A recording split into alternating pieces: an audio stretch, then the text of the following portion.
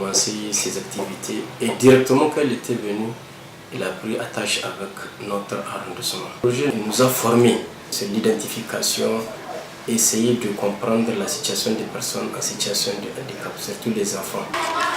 Maintenant, qui va me répéter la date? Aujourd'hui, nous sommes vendredi le 11 mai 2018.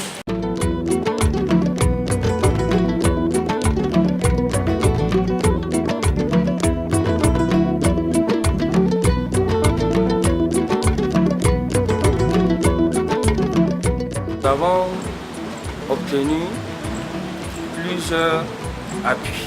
Ça a commencé d'abord par les travaux techniques, donc la construction des rampes, l'amélioration de l'environnement scolaire adapté à tous les cas. Nous avons également reçu la construction des tableaux ABC, n'est-ce pas, pour permettre à tous les cas de handicap de pouvoir écrire sur les tableaux. Les enseignants, pour les imprégner, pour les mettre dans la situation, donc de prendre en charge ce type d'enseignement, c'est-à-dire qu'il prend en charge les besoins spécifiques des enfants, y compris les enfants donc, handicapés. Puis aussi la dotation de nos établissements en matériel pédagogique adapté. Donc aussi dans le cadre donc, de leur motivation, donner assez de moyens à ces enfants handicapés-là. Donc les tricycles, les béquilles, etc., les cannes anglaises, comme on les appelle, tout juste pour permettre aux enfants d'avoir des facilités vraiment pour venir à l'école. Il y a l'intégration sociale, ça c'est bien. En plus de cela, il y a les connaissances qui sont acquises par les enseignants sur la gestion des activités d'enseignement, apprentissage et situation de classe, en ce qui concerne les spécificités des enfants en situation de handicap. Sur le plan scolaire, les résultats sont là. Ils font partie des enfants les plus brillants des établissements. On a des bons élèves. Parce que ça est depuis le CI jusqu'au CE2. Je suis sanitaire du CI jusqu'au CE2. C'est lui le premier de la classe. Ces acteurs sont regroupés en trois catégories. D'abord, nous avons les acteurs institutionnels qui travaillent dans le domaine de la législation et des mesures fortes pour favoriser l'environnement de l'inclusion. Là, il s'agit des ministères techniques tels que la santé, la population et l'éducation. La deuxième catégorie est constituée par des acteurs de la société civile et des organisations des personnes handicapées. La troisième catégorie, c'est des acteurs locaux. Là, ce sont les communes qui nous aident à cadrer les interventions sur leur sphère de compétences et nous aident aussi à mobiliser les acteurs qui sont au niveau des écoles et au niveau des quartiers pour qu'on puisse identifier les enfants et les accompagner dans le cadre de leur scolarisation. Donc tous ces acteurs travaillent ensemble.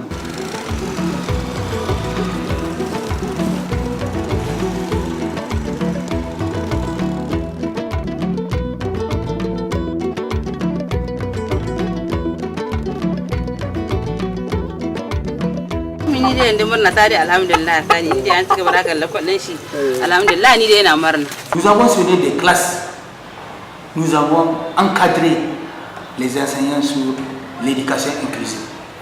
Et aujourd'hui, quand vous allez partir dans une école, dans une classe, vous allez être émerveillés. Parce que les enseignants prennent considérablement en compte les besoins spécifiques des enfants handicapés. Par rapport à l'État, c'est de maintenir la durabilité des actions et aussi pouvoir aussi accompagner l'effort qui est en train de faire l'handicap international.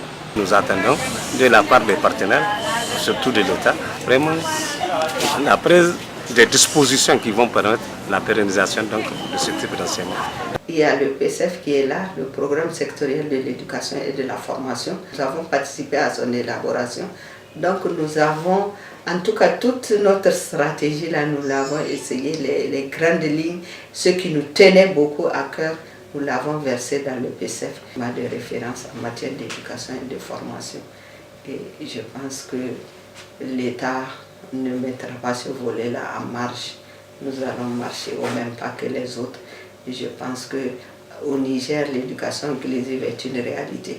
Le module de l'éducation inclusive que nous avons intégré dans les écoles normales, ça a été un succès pour que le flux, parce que c'est des milliers d'enseignants qui sortent chaque année de ces écoles-là, et déjà on les forme, on les prépare pour qu'une fois sur le terrain, qu'ils puissent mener à bien leurs tâches. Et je crois que ça a été une réussite et nous devons continuer dans ce sens-là.